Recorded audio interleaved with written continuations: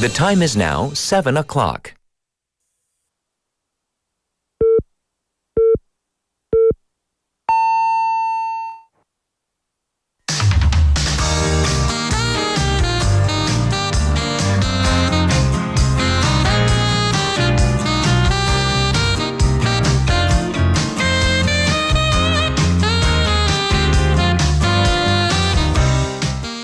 South Korea's birth rate rebounded for the first time in 9 years last year. Wasn't that welcome news? I definitely think it is. And, once we look past that number, though, provincial populations are declining fast with far more deaths than births. For areas that have shown positive population growth, the answer is clear and consistent: jobs and childcare. But, when it comes to the population, the overall figure does matter. However, what's even more important are the regions and the communities behind these figures. I'm Catherine. This is Morning Wave in Busan on Thursday, March 6th on BEFM, 부산영어방송.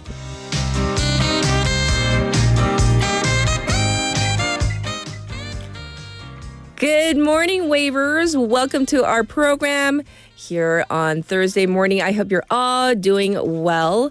And I love the fact that there's a little competition going every morning to see who comes first into the chat room on our YouTube live streaming. So today, I believe, Michael Kim thought he was first.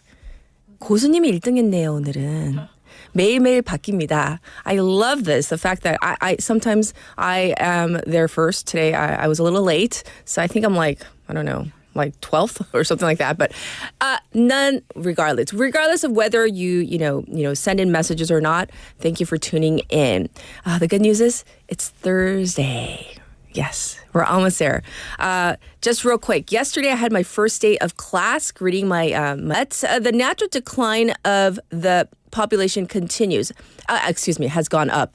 It went up slightly last year, but and then the natural decline still continues. So this is a situation in South Korea for the vast majority of cities and provinces, including Busan. And despite the rebound in the birth rate last year, 1 in 5 municipalities saw under 100 new births last year. And in Busan, more people died than were born, leading to a natural population decline of 13,700, and that is the highest ever. So regional population deterioration is very much real and much faster, the pace, than metropolitan and capital areas. But there are also some exceptions. Smaller counties and cities that have seen an uptick in the total fertility rate. Let's talk about 2 examples. First up, 달성 County, Daegu, and Yeongjeon City, Gyeongbuk. 2 examples. So Yeongjeon is actively inviting corporations with massive industrial complexes boasting the highest youth employment rate in the entire province. And then let's talk about Dalsan County, that's in Daegu, focusing on things like education, including free English education in all daycare centers, paying for the special activity fees at these daycare centers. I mean, that's a plus, don't you think, if you're a parent of a young child? So daycare and childcare are so hot, so in demand for parents, to the extent that there is a month-long waiting list nationwide for these types of services. The government offers nanny or childcare services for homes with kids 12 and under and has expanded the income criteria for those who qualify. But there's also a personnel shortage as not enough new caregivers have been hired to meet that demand. So that is what we're talking about. We know what works, right? And it's now a matter of making sure that every family in need of these types of services can benefit. That is the goal. All right, now it's time for a text topic. Are you ready? What was the most memorable piece of advice or help that you have received? 자, 내가 받은 조언이나 도움 중 가장 기억에 남은 것은? What might that be? So it's either advice or help. Okay, so with advice, this is kind of like the golden rule. Treat others how you want to be treated And you might think, oh, that's so basic. But when you think about it, whether it's in within your family, with your colleagues, at school, wherever you are, it's kind of the golden rule, right? You want to treat others how you want to be treated. It's like a mirror. Think about it that way. So that is, I learned it real early on. When I first learned it, it's kind of like in one ear, out the other. Oh, 무슨 말이야? But, if you treat others well, they will treat you well as, the other way it goes. It's a two-way street. So that is just one example. So you can actually send in your responses to BFM's live stream live chat on YouTube. So go to the YouTube platform to find our channel, type in BEFM or 부산영어방송 in Korean. You can subscribe, log in, and chat with our other listeners there. We call them waivers, by the way. Also, on your phone, pound 9050 샵 9050. That's going to cost you 100 won. You can also reach me for free on Kakao Talk. So go to Kakao, obviously, and then add us as a friend, and you can definitely be on your way, send in your messages and also photos if you like to. The ways you can listen to us: 90.5, 103.3 FM. That's on the radio if you're in Busan. However, we have so many listeners outside of our region, and that's why we are streaming live on YouTube as we speak. You can listen and watch again later at your leisure. We have the BEFM app and also the 팟빵 app. The latter, you can listen to our 와글와글 segment. And today, it is Thursday, so Chris is back with Beyond the Headlines. We have Stephanie with City Insights. For our special interview, have you seen this? I saw the footage. I was amazed. And at first I was like, is it first aid? I don't know. But I think it is. I'm talking about mice. Can mice really perform first aid? Because it does look like, one mice is giving the other mice like mouth kind of, or I don't know, are they called mouths? Resuscitation. It looks like it, but is it? We're going to find out with our expert. That's coming up in hour number 2. I'll be back with today's headlines.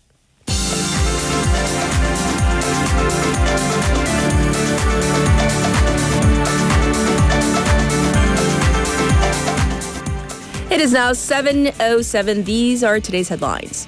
Trump highlights unfair tariffs with Seoul in first address. U.S. President Donald Trump has claimed that South Korea's average tariff is 4 times higher than the United States, raising fears of trade actions that may work against South Korea's interests.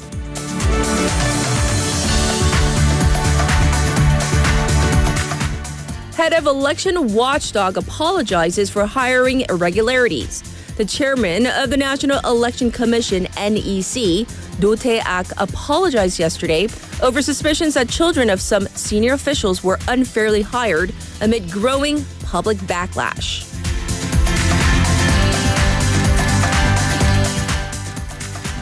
Another wave of North Korean military deployment to Russia possible. North Korea has sent some 3,500 more soldiers to Russia's Far East for training at 5 military sites there, and there is a possibility of a third wave of the North's troop dispatch to the front lines.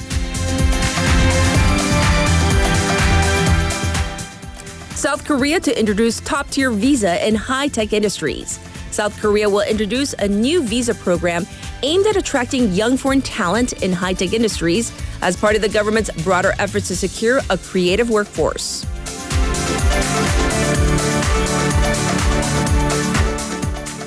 Macron seeks new era of EU defense as U.S. suspends intel sharing with Ukraine. French President Emmanuel Macron plans to hold a meeting of European army chiefs in Paris next week as he warns Europe is in a new era and needs to increase defense spending, including extending France's nuclear umbrella. And these are today's headlines.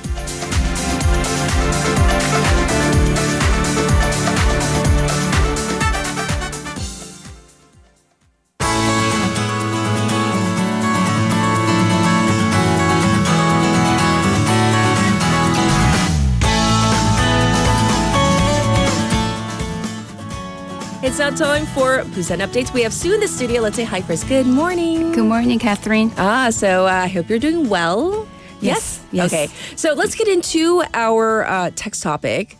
best piece of advice you have received or any type of help you have gotten from whomever, what would you say? So my best life advice, 인생 최고 인생 조언. So I got two.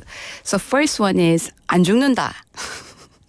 안 죽는다. So when I'm like complaining, whining about things, so my family would be like, 안 죽는다, you're not gonna die. Oh, it's not like the worst thing ever. Yeah. Yes. And then they try to remind me the times that I went through, like the hardships that I went through in Sure. Canada. And there's a song. Can I say the artist's name? Yeah. By Kelly Clarkson. Stronger. Stronger. Yeah. So what doesn't kill you makes you stronger. That's true. It's one of my favorite songs. Yes. And another one is from my mom. Yes, It's a what did little more philosophical. Okay, what did she say? 너 같은 딸 낳아봐. But it depends. If you're a good daughter, I don't know what that means. I'm trying to, still trying to like understand it. 그게 악담인지 아니면 뭐 칭찬. I'm not quite sure, but It's a complicated one. Yeah. let's say it's a compliment. For your sake, right? Thank you. All right, thank you for sharing. So let's get into our first update. Busan has become the first metropolitan city to establish a dedicated sports bureau, and this was officially launched on the 5th, which was just a couple, was it yesterday? Yesterday, yes. because today's the 6th. That's right. Yes. So Busan is the first among 17 metropolitan and provincial governments to create the Sports Bureau. And this newly established Sports Bureau will consist of 3 divisions: sports policy, public sports, and the National Sports Festival Planning Team. So with a total of 12 teams. Yes. And the city plans to enhance citizens' health and quality of life through sports, reinforcing its vision as a sports paradise city. So we want to know about the upcoming events because, anything with sports, we're really excited about, but we need the details. So the Sports Bureau will host the large-scale events like the National Para Games, 전국 장애인 체육대회, which is returning to Busan after 25 years. Yes. And the World Anti-Doping Agency Conference in December, which will be the first of its kind in Asia. Yes. Excuse me. The event will have over 2,000 participants, including ministers from 191 countries and International Olympic Committee members. Sure. And they are expected to not only elevate Busan's status as an international sports city, but also serve as a prime opportunity to showcase the city's global meetings, incentives, conferences, and exhibition capabilities. And it is expected that related projects like the reconstruction of Sajik Baseball Stadium and enhanced support for professional sports will gain even more momentum moving forward. Yes. So this is what's going on in the world of sports here in Busan. So thanks for sharing. Next up, let's talk about the competition to attract a national AI center that has started, and major corporations in Busan, I hear, have kind of entered the race, right? Yes. So the National AI Computing Center is a government-led initiative to build a high-performance AI infrastructure, and it will be established in one non-capital region. Yes. And over 100 domestic and international organizations and companies submitted letters of intent for participation. Yes. 참여 의향서. Also, major corporations within like nationwide operations that are actively engaged in Busan have also submitted their documents. Yes. And some of the big names include LG CNS, which is an IT services company, part of the LG Corporation, Right. which already has a data center in Busan and owns land next to it for future expansion. And SK Broadband, which is a telecommunications company and a subsidiary of SK Telecom. Right. It also has secured land and electricity for a new center. And KT, which is a major telecommunications company in South Right. Korea, is also considering a location in Haeundae. And there is a Hong Kong-based data center company called One Asia, which is investing to build a data center in Gurangdong, Gangseogu district. So the Busan metropolitan government is committed to concentrating its administrative efforts to support these companies in establishing the center in Busan. What makes Busan such an ideal location for the center? Although We love our city, but Yes. Yes, So why? the city has strong telecommunications and Yes. power infrastructure, and along with its availability of skilled professionals and excellent living conditions. And the Eco Delta City is set to be a key area for data centers, offering easy access to land and affordable power. And Busan is well connected globally, like through its undersea cables. So the city is in a prime spot for data-related businesses. Yes. That's just a few of the reasons why Busan is so amazing. Next, let's talk about the Busan Metropolitan Government announcing that it will actively promote the dengue fever prevention and management project. So, when we think of dengue, we don't usually think of Busan, but we need to know more. So the program comes in response to the spread of mosquito-borne diseases due to climate change and the rising number of mosquitoes and increasing dengue fever cases abroad. Yes. And so these days, more people are traveling internationally, so the risk of dengue fever entering the country is growing.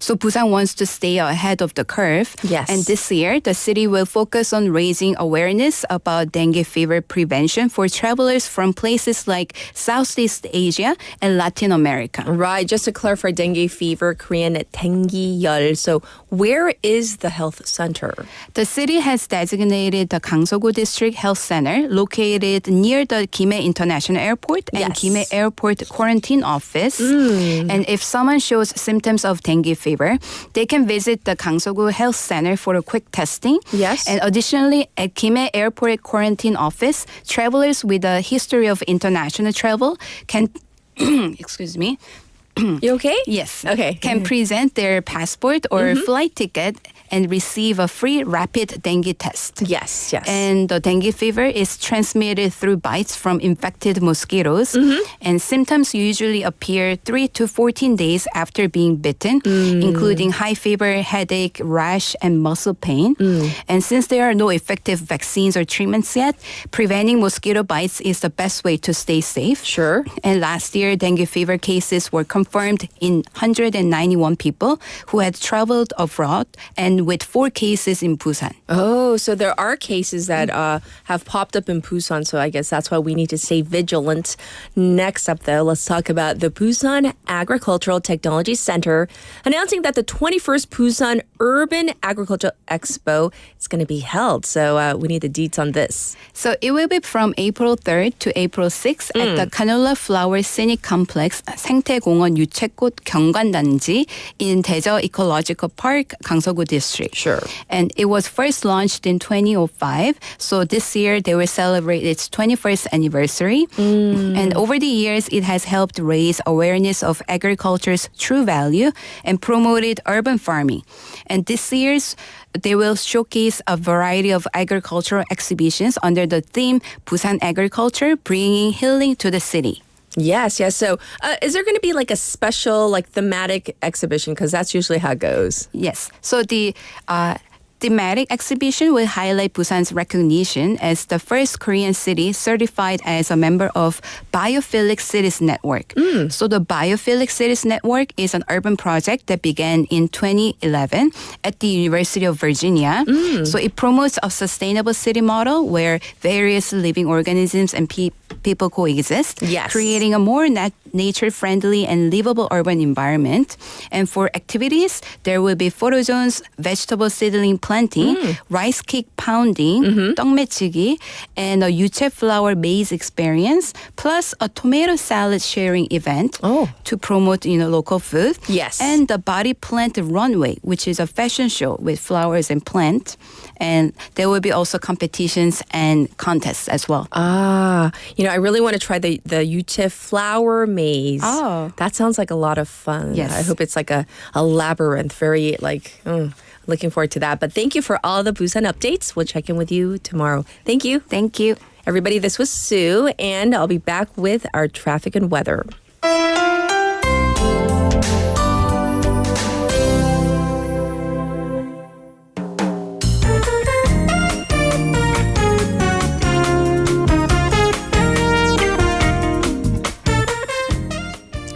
It's time for your traffic report. There is an accident on Jangsanlo from Udong Underpass going towards Songjeong. And a car has broken down right outside the underpass. There's backup ensuing. There's congestion on the Dongso overpass from Pomnugro ramp to the old Kaegum tollgate. It's also looking slow on Jungangdaero from Gusa station to Dongnae station. Likewise, on the Namhae Expressway from Namsanjeong Station to Deokcheon Interchange. And there's also heavy traffic on Geumgokdaero from Yulli Station to Hwamyeongdong three-way intersection. As for the weather, it is 4 degrees Celsius here in Busan. It is a bit cloudy. The daytime high will go up to 10 degrees on average. Looking across the nation, cloudy. Yes, with light rain forecast for parts of Gangwon, Jeonnam, Gyeongnam, and Jeju. The daytime highs will go anywhere from 6 to 11 degrees Celsius with a big gap in the lows and the highs. This was your traffic and weather.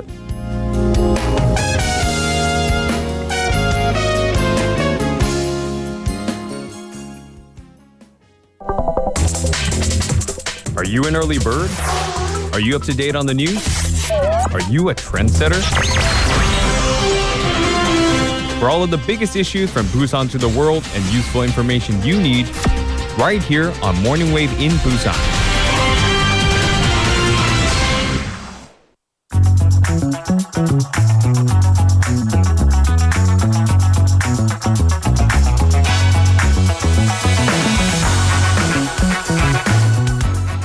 It's now time for News Digest. We have Haley in the studio. Good morning. Good morning. I love our little chats right before the camera turns to us and like. Well, our the producer, I'm mic's just going on. to out her. She's like, you guys look like, 남매, which is brother and sister. Sister. So I'm like, well, which one of us is? I said I'll be the guy because I Okay. want to know what it feels like to be a guy just for one day. if just I were for a one boy, day. as Beyonce said, even just for a day. I want to just try it for one day. Oh, that'd be interesting. So, text topic. All right.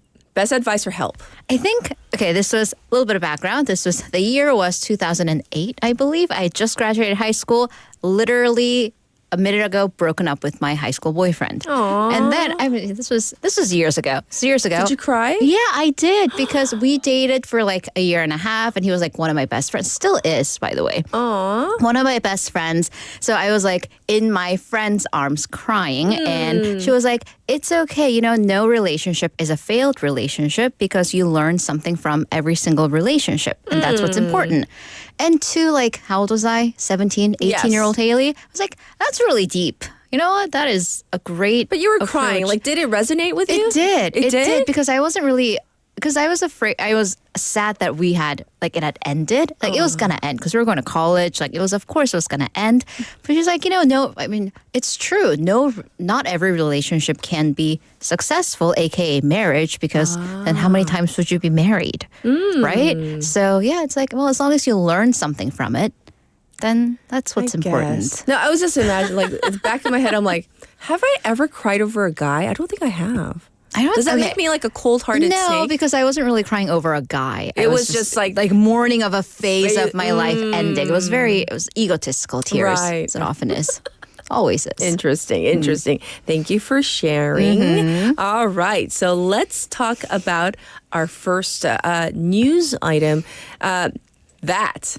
Yeah, that. Because, like, okay, I was looking for cat's pig, but every single thing it was just everything was popping up relating to U.S. President Donald Trump's speech to Congress, right? Right. So this was his his second first speech to the joint session of the United States Congress. Let's Yes. first listen to the highlights and we'll parse through it.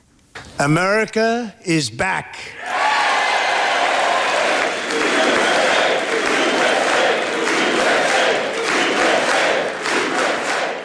I return to this chamber tonight to report that America's momentum is back, our spirit is back, our pride is back, our confidence is back, and the American dream is surging bigger and better than ever before.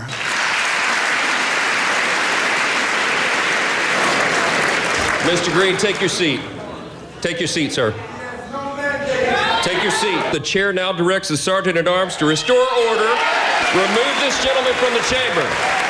And once again, I look at the Democrats in front of me and I realize there is absolutely nothing I can say to make them happy or to make them stand or smile or applaud. Nothing I can do. And South Korea's average tariff is 4 times higher. Think of that, 4 times higher. And we give so much help militarily and in so many other ways to South Korea, but that's what happens. This is happening by friend and foe. This system is not fair to the United States. So that was just a really small snippet because he went on and on. He right? did, and we're going to get to how long it was later, but yeah. But he did, as you just heard, listeners, he made some targeted remarks about South Korea. Right, so let's start with the parts that are very much pertinent to us. Yes. So President Donald Trump named South Korea as a nation where the U.S. is seeing unfair trade relations.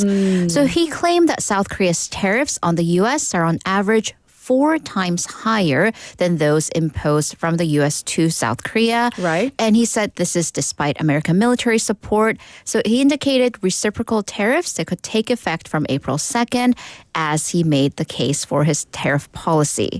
Trump also called for the $52 billion CHIPS and Science Act, which affects semiconductors, to also come to an end. Oh, so, this is like, getting a shout out in this speech might not be such a good thing for any country, right?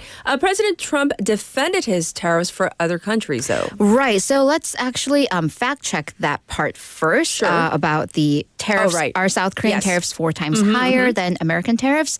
No. And this is according to the South Korea Interior Ministry statement released later in the day. So first of all, it is very important to note that South Korea and the U.S. have a free trade agreement. Right. So under this, both countries have eliminated tariffs on most, not all, but most goods. So as of 2024, last year, South Korea has this nation's effective tariff rate on U.S. imports. It stands at approximately 0.79%. This is according to, again, the Interior Ministry.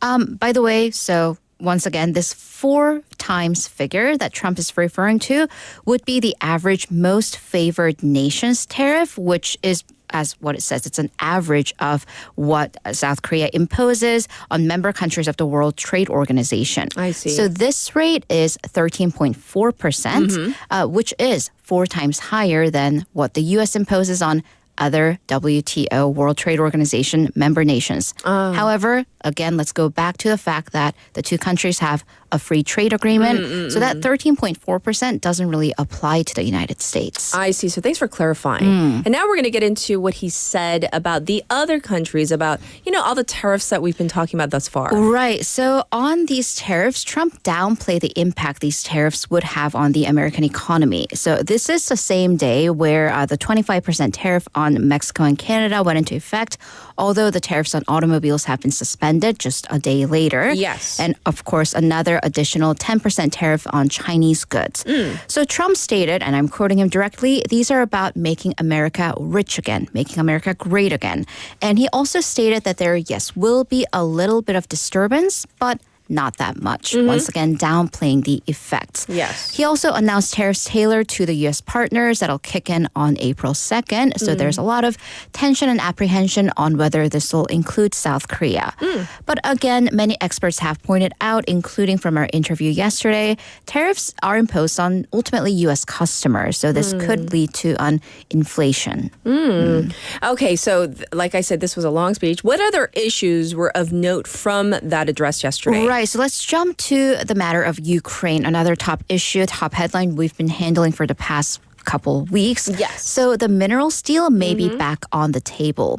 So Trump stated that he received a very important letter from Ukrainian President Volodymyr Zelensky earlier in the day. Right. We actually don't know whether it was a physical letter or because what he said basically was what Zelensky said on social media, that Zelensky was now ready to work under Trump's, quote, strong leadership to end the war and come to the negotiating table as soon as possible to bring the lasting peace. I see. Well, he also showed off his relationship with Elon Musk and, Doge's role thus far, right? Right. So the head of the Department of Government Efficiency, Doge, Elon Musk, he was one of the first people who was name dropped at the very beginning of the speech, calling upon Musk, and that brought out cheers from the crowd.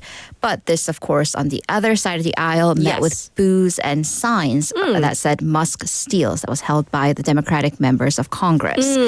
By the way, as of the day of Trump's address to Congress, Doge claimed that its work has saved an estimated $105 billion for taxpayers. We also need to fact check this because it's published receipts for cutting contracts, grants, and real estate lease cancellations.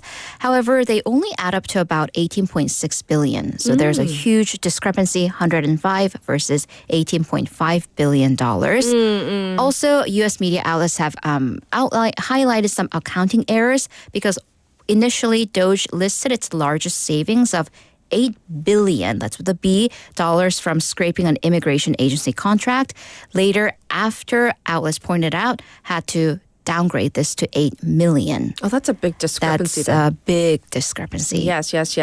Another symbol of the U.S. economy right now. I've covered this, right? People are renting hens because egg prices are so high. Right. And these very close to, your grocery bill issues are really, really important issues in South Korea, U.S.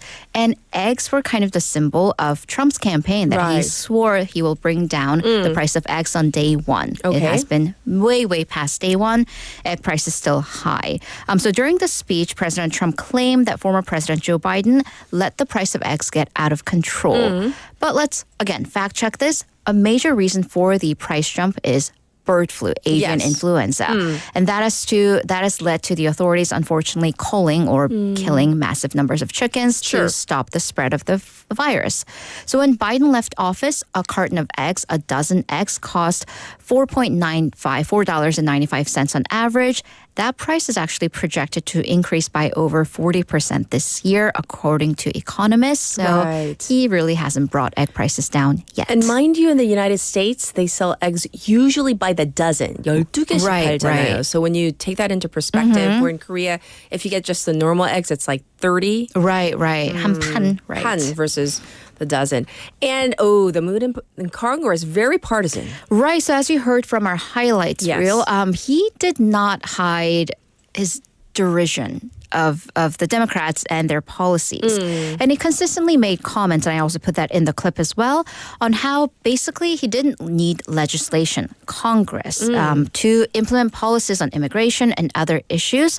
But these are issues that in the Constitution are laid out for Congress. So this kind of raised alarm bells among some Democrats and others. Okay. On the topic of immigration, Trump claimed that the month of February last month was the lowest ever for border crossings. This is true until we get to the ever part. So it has been the lowest month for several decades. However, it's not ever. There was a month in the 1960s. He also claimed that 21 million people poured into the U.S. during the Biden administration. There's no evidence of this. So pundits say that what he said and the mood is basically how things will likely be for the next 4 years as Trump continues to kind of circumvent or override Congress. And actually, the Democratic pushback was loud, including what you heard, Representative Al Green of Texas, heckling. And the word of the day could be heckling. He was shouting at Trump, and he was escorted out of the chambers. So, by the way, again, this speech was the longest speech ever given from by a president to the U.S. Congress, standing at 99 minutes and 32 seconds. Wow. This is why our coverage was also quite long. Yes, because this was like the story yesterday once again. And moving on to something domestic, very local, the Banyantree Hotel and Resort fire.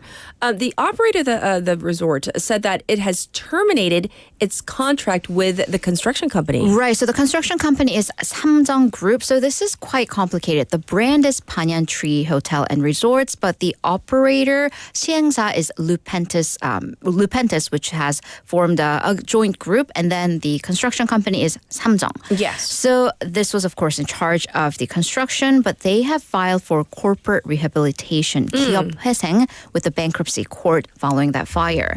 So with this, Lupentis Consortium has terminated their contract with Samjung and has notified the shareholders and the members of this. So Lupentis says that it accepts the responsibility for the delays and the accident. The company claims that with the rehabilitation and also the serious accidents and punishments act charges against Samjung, it would be hard for Samjung to carry carry out the contract, thus the termination.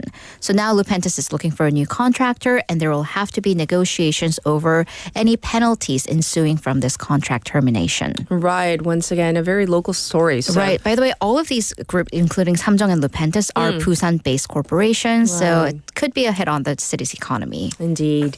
And now we're going to turn to seafood and seafood prices for our next story. Right. Another, symbolic matter of our economy. Yes. So climate change is causing changes in travel patterns and habitats for many fish and marine life, and that's affecting fisheries industries and our dietary patterns. Right. So the East Sea, Donghae, is usually a hot spot for squid catching. That's why if you go to major like Gangwon coastal areas, squid is such a delicacy, it's such a popular regional delicacy. But the catch is scarce and prices are going up. And this is according to the Korea Agri-Fisheries and Food Trade Corporation. Squid, mackerel, that's 고등어, pollock, 명태, and dried anchovy prices have spiked. Yes. Squid by over 27% compared to average, mackerel 20%, and anchovy 17%. So the problem is with the lower catch of fish, it's overall down by 2% last year, but the more commonly eaten items, like the ones I just mentioned, they went down by 11%, and that is the lowest since the 70s. Right. And so prices worrisome, but why is the catch of these type of seafood so low? Of course, this has to do with a combination of issues, but experts point to climate change being the top issue. I see. So water temperatures are warming up generally, and squid need colder water to survive. So that's why squid are moving upward. They're moving northward from the East Sea around to the seas of North Korea, which obviously we cannot fish around. So Korean fisher, we have to go up to Russia to catch squid, which, prices, of course, not really reasonable. So warmer seawaters are also leading to farmed fish, 양식, dying in large numbers. So the Oceans and Fisheries Ministry is seeking alternatives like distributing alternative species that are more resilient to warmer waters. Yeah. So that is what's going on all around the world and here domestically as well. So thank you for all the news. We'll check in with you in hour number 2. See you in a bit. Everybody, this is Haley, and now back to you, the listeners. I asked you about the most memorable piece of advice or help that you have received. And so looking at a couple of your responses, William joining us from San Francisco saying, most memorable advice. I just looked at it. It just, He says the advice he got was never get married. And then in parentheses, not followed. And he and his lovely wife, Pam. I know Pam, Lily, all the fur babies that they have, right? That's interesting advice. And I think people say it jokingly. However, we all kind of make our choices, personal choices. And I, for one, I think marriage is good. But no one is looking out for your career. Only you are. That's from Umberto. Oh, no one is looking out for your career. Only you are. That's a good one. I have one. I wrote a couple down. Control the controllable. Let the rest go. So what does that mean? There are only certain things that you can control. However, if you try to control the things that you can't, that are out of your hands, it's going to drive you crazy, literally, right? So I know it's difficult, but sometimes you just have to just let the rest go. If it's out of my hands, can't do anything about it, what can you do, right? So that's another piece of advice that I thought was really helpful. All right, let's get to Kat's Pick for this Thursday.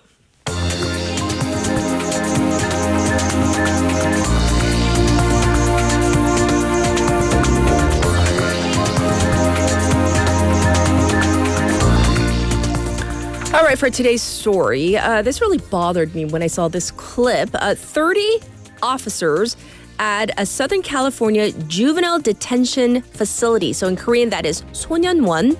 They have been charged for their role in facilitating these so-called gladiator fights. So let's listen to the clip and I'll explain further. Tonight, 30 Los Angeles County officers charged, accused of staging what prosecutors are calling gladiator fights inside a juvenile detention center. After video of one of those fights, first obtained and published by the LA Times last year, helped trigger an investigation. The officers look more like referees or audience members at a prize fight, not adults charged with the care and supervision of young people. California Attorney General Rob Bonta says that was just one of at least 69 fights at Los Padrinos Juvenile Hall in the second half of 2023. We're talking about vulnerable youth, 143 teenagers between the ages of 12 and 18. The juvenile hall houses youth awaiting trial for serious charges, including robbery and murder. Parents of one of the teens speaking with NBC Los Angeles, horrified at the footage. Oh, no. They say the guards appear to do nothing to help, even appearing to shake hands with one of the boys who hit him. A space and a time was created for the fights, and their plan was for the fights to happen and for them to stand by as they occurred and not intervene. The 30 officers charged could face 2 to 6 years in state prison for child abuse if found guilty, according to an indictment unsealed Monday. The president of the union representing the officers said in part in a statement, "Every American is innocent until proven guilty. Our members are entitled to the same presumption of innocence and deserve to be treated with fairness and due process, just as they provide to those in their custody." The county's probation department, which runs the jail, said in a statement all the defendants have been placed on unpaid leave. This is just additional trauma added on to whatever they've already experienced. Advocates for juveniles detained at Los Padrinos say the atmosphere of violence is harmful. They're going to need therapy. They're going to need treatment. They're going to need a level of care that's necessary to help them come back to normalcy. And that follows a pattern of understaffing and problems at the facility. So to reiterate, this was at 소년원. These, I guess, they're officers, and it makes me so angry. It's hard to get the words out. That they were like facilitating, kind of egging them on. If you look at all the footage, they were doing nothing to stop it. They were like refereeing the fights. And I just want to remind you that, once you go into one of these juvenile like facilities, like juvie hall as they call it, there is a rate of recidivism that we don't want to get. Recidivism, that's the tendency of a convicted criminal to reoffend. 상습적 범행 막지 않아야 될까요? And this is a problem. Anyhow, cat's pick for today.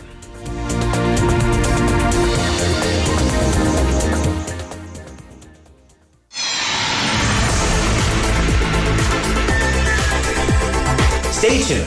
You're listening to Morning Wave in Busan.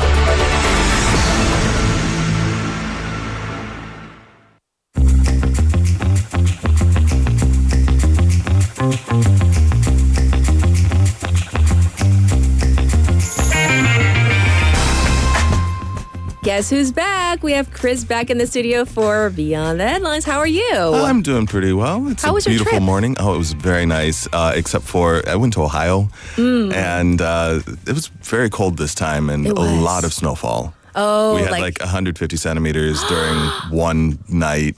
150cm of snow. And so you were snowed in. Yeah, for a little bit. Oh, yeah, okay, and then I actually had to go out and shovel snow, which is never fun.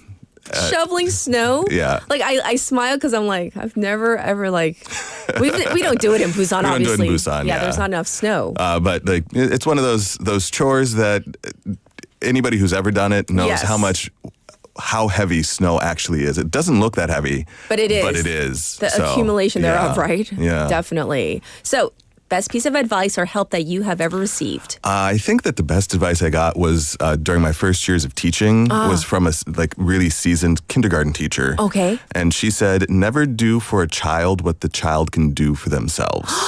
So if you could explain, because I'm sure everybody's like, whoa. It's like there are lots of times where you see the child maybe they're wanting to put on their shoes or get dressed or do something do their math homework, and they know how to do it, but they're slow. And so a parent or teacher is give me this. Let me help you.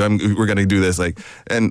Really you're getting in the way of their own independence and their own development. They need to learn how to do this on their own. And so you're hindering their development if you do it for them when it's something that they can do themselves. That's true. So to all the helicopter parents hovering, give your kids a little bit of room. Yeah. Every child has a different learning curve. Some kids do it very quickly, some do not, right? Yeah, and you'll be Yes. surprised at how much they can actually do if you just let them. Ah, yes. That's a good one. Yeah. Well, let's dive into what you have for us today. What do you have? Well, if I'm always curious, Yes. there's a lot of news with Trump, so you want to move away from that. Also, the Oscars were last week. Yes. But let's talk about something about Korea. So I'm always curious when you have friends and family come to visit. Yes. What do you tell them that they must see or must do here? There's so many things. That's a tough one. Yeah. But okay, so I'm not a Buddhist. However, I believe in respecting, the traditions and cultures. I usually say, we have to check out this really beautiful temple. So I always add one, whether it's here in Busan or, near Gyeongju, right? Where else? And all the eateries. Oh, yeah, the the local food, eateries. yeah. Because you want them to get the real, true flavor, not just, of the city. So, pun intended. But yeah, so definitely along those lines. Yeah, I'm very much with you. One of the places I include in Busan Yes. is the Temple on the Water, the Haedong Yongsa. So beautiful. Yeah, very beautiful. I Right. also take them down to Biff Square in Nampo so they can get that taste of how hectic things are in that area. Right. Maybe Haeundae Beach. But what about the intangible things? Such as? Such as the cultural aspects that you might you can't see or hold or take pictures of. Well, you can take pictures of. There's take them to a K-pop concert or experience 찜질방. yeah. People who haven't gone. And Yeah. they always I remember, they're like, this is torture, because I took them into the 불가마, yeah. really, really hot one. And it's stifling hot, so that you feel like your lungs are burning. Yes. And so my friend was just like, are you trying to kill me? And my Slowly, my yes. sister came and she got one of the salt scrubs, and she said it was the most painful experience she ever had.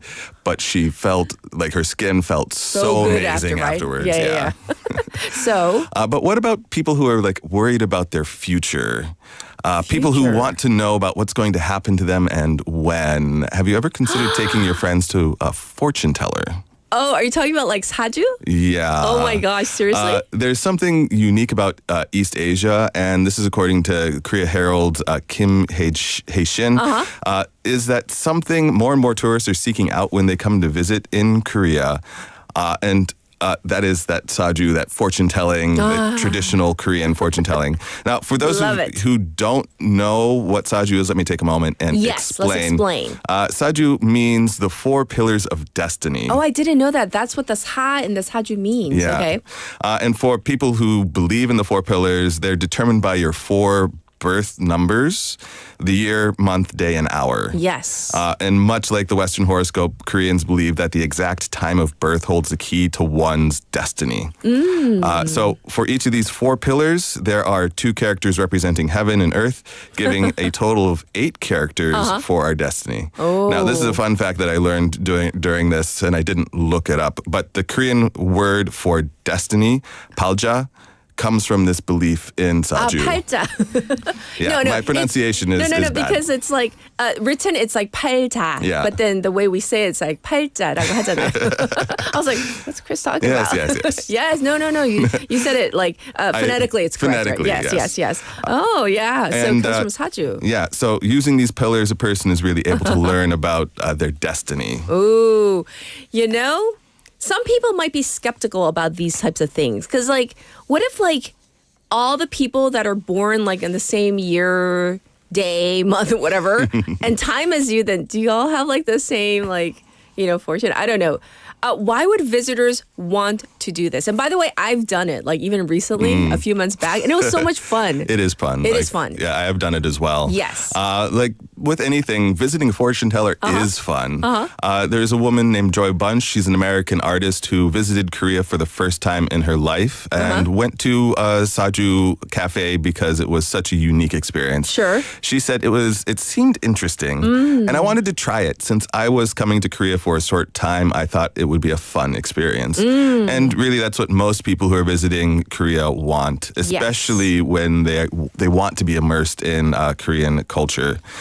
Some people participate because of the impact of K-dramas and K-pop that is had outside of Korea. Sure. Bunch remarked that when a bunch of idols participate in Saju readings and share their experience, it sparked curiosity among fans. International fans become more interested in Korean history and culture beyond just K-pop and drama. Oh, okay. I've never thought of it that way, but it could. Yes. And a representative of Korean travel site said that as K-dramas and other content showcase Saju readings, foreigners have become more interested in this Saju practice. Many see it as similar to a horoscope, and the majority of reservations on our platform come from travelers from the U.S., Singapore, Canada, and Australia. Yes. So is this trend only for Saju or for other forms of fortune telling like tarot cards? Because Leslie, do they do tarot cards in Korea?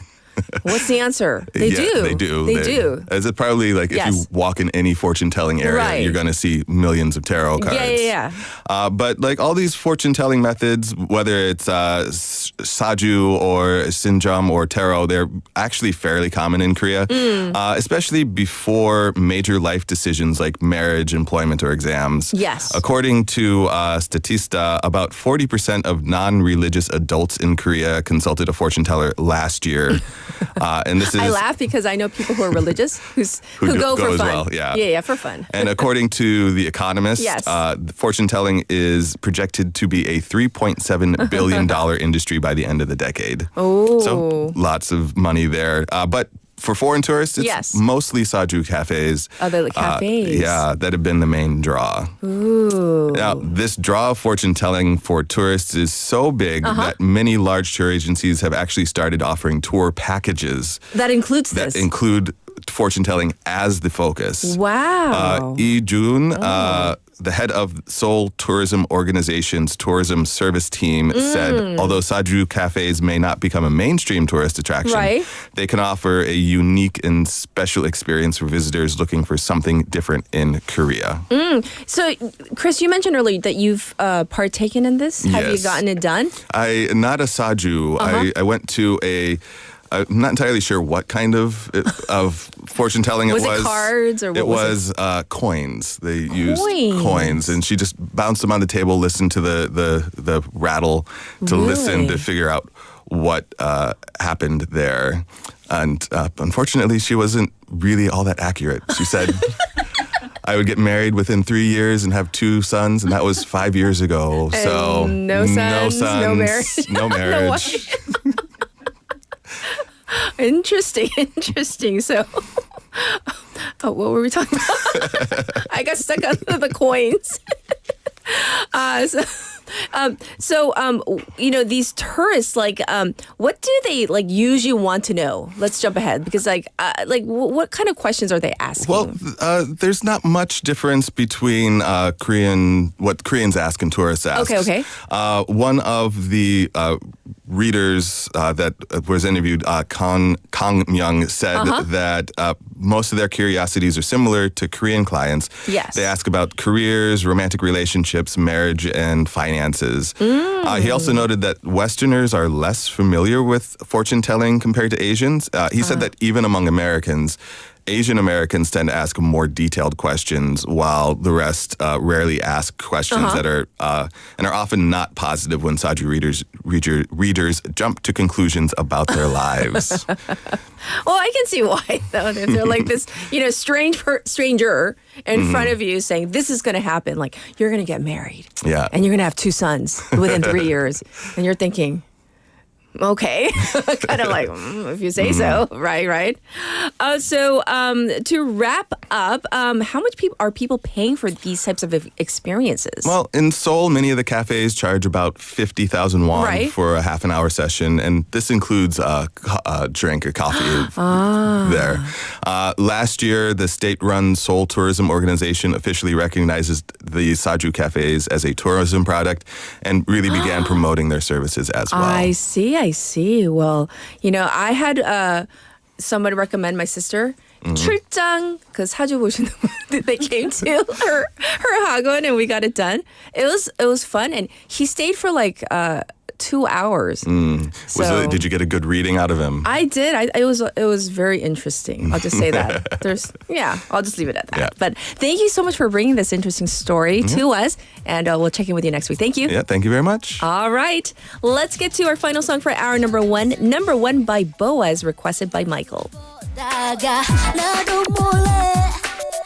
눈물이 흘러서 소리 없이 따라오며 비춘 건 finally 날 알고 감싸준 거니 처음 내 사랑 비춰주던 건 나의 이별까지 본 거야 You still my number one 날 찾지 말아줘 나의 슬픔 가려줘 저 구름 위에 너를 숨겨 위치 닫아줘 그러라는 이 길이 내 눈물 모르게 변한 그릇 욕하지 말아줘 네 얼굴도 조금씩 변하니까 But I miss you 날 잊을 수 있을까 날 사랑도 지난 추억도 모두 다 사라져 가지마 You still my number one 보름이 지나면 작아지는 슬픔이 날 대신해서 그 얘기를 매일해줄래 보다 전한 내 사랑 나처럼 비춰줘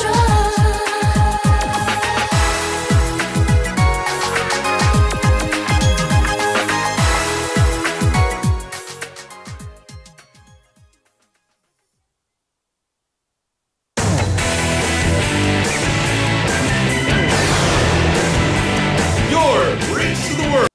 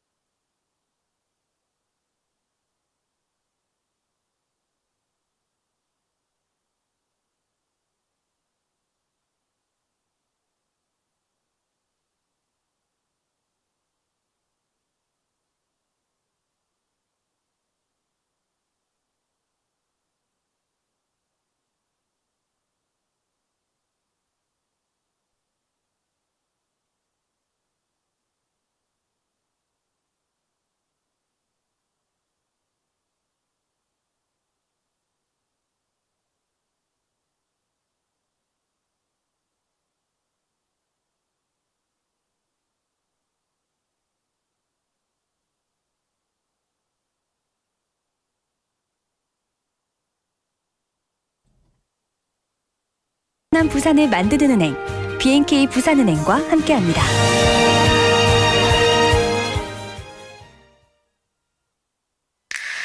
Welcome to Busan. Let me show you around. Here you can find the world's largest musical in-ground fountain and the world's only UN memorial cemetery. Stroll along the coast and explore the largest mountain fortress in Korea. As well as all this, there are so many tourist attractions, beautiful exhibitions, vibrant culture, convenient facilities, and delicious foods unique to Busan. With all the beauty and charm of the amazing city of Busan, you'll find yourself right at home in this ever-changing tourism paradise. So stay with us a while. Busan, your #1 tourist destination. Your home, away from home. This campaign is brought to you by BEFM, 부산영어방송.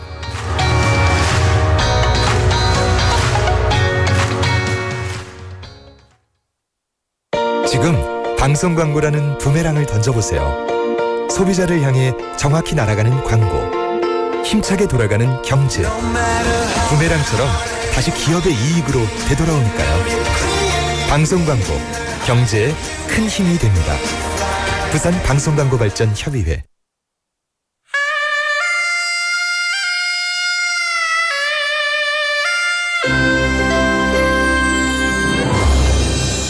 The time is now 8 o'clock.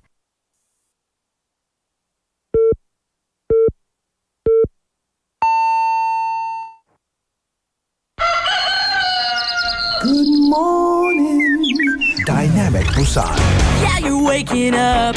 Time to shake it up. Tell the world good morning and find out what's going on. Well, hi there, folks. There's everything from comedy to lively chat to music. Broadcasting from a room about the size of your closet. All calls are recorded. What show is this? Live from Korea's dynamic city, this is Morning Wave in Busan. I'm sorry, who'd you say you were?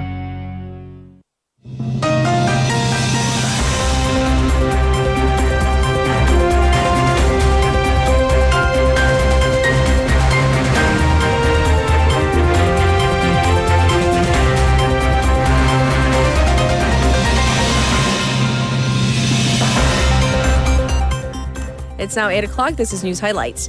Trump highlights unfair tariffs with Seoul in first address. U.S. President Donald Trump has claimed that South Korea's average tariff is 4 times higher than the United States, raising fears of trade actions that may work against South Korea's interests. Trump made the comments during his first address to a joint session of Congress on Tuesday local time, where he also added that South Korea and other countries hope to participate in a natural gas pipeline project in the U.S. without providing details. The South Korean government explained that the argument on tariffs is not true, adding the government plans to communicate with the U.S. on the matter through various channels.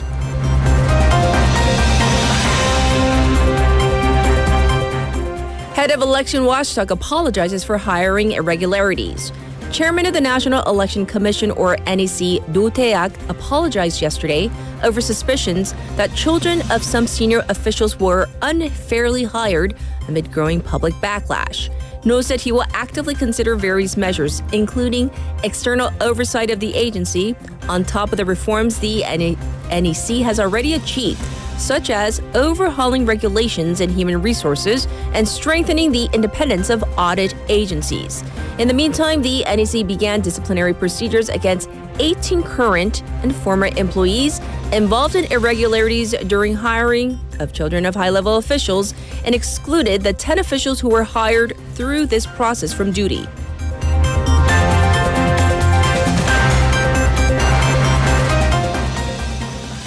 Another wave of North Korean military deployment to Russia possible.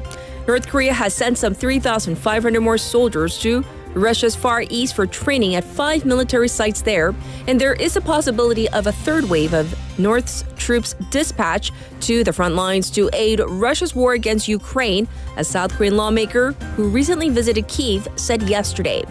Ruling party lawmaker Yoo Yong-won cited Ukraine's Defense Intelligence Agency, saying that around 1,500 North Korean soldiers who were believed to be additionally deployed to Russia have already been on the front lines.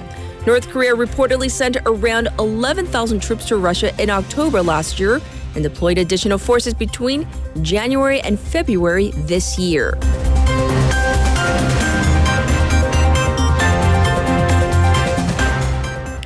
South Korea to introduce top-tier visa in high-tech industries. South Korea will introduce a new visa program aimed at attracting young foreign talent in high-tech industries as part of the government's broader efforts to secure a creative workforce, Acting President Choi Sang-mok said yesterday. The government yesterday announced plans to launch this visa later this month. designed to attract highly skilled professionals in key high-tech sectors, including semiconductors, displays, secondary batteries, and more. Those who have a master's or doctoral degree from one of the world's top 100 universities, 8 years of work experience, including at least 3 years at a global top 500 company, an annual income of at least 140 million won, and a plan to work at a high-tech company in Korea are eligible for the new visa program.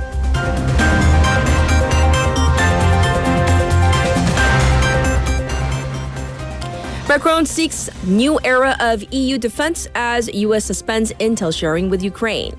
French President Emmanuel Macron plans to hold a meeting of European army chiefs in Paris next week as he warns Europe is in a new era and needs to increase defense spending. Macron said he is open to extending France's nuclear umbrella to European allies. U.S. officials earlier confirmed that President Donald Trump has suspended intelligence sharing with Ukraine on top of pausing military assistance despite efforts by Ukraine to repair relations following the fiery White House meeting. And this was News Highlights.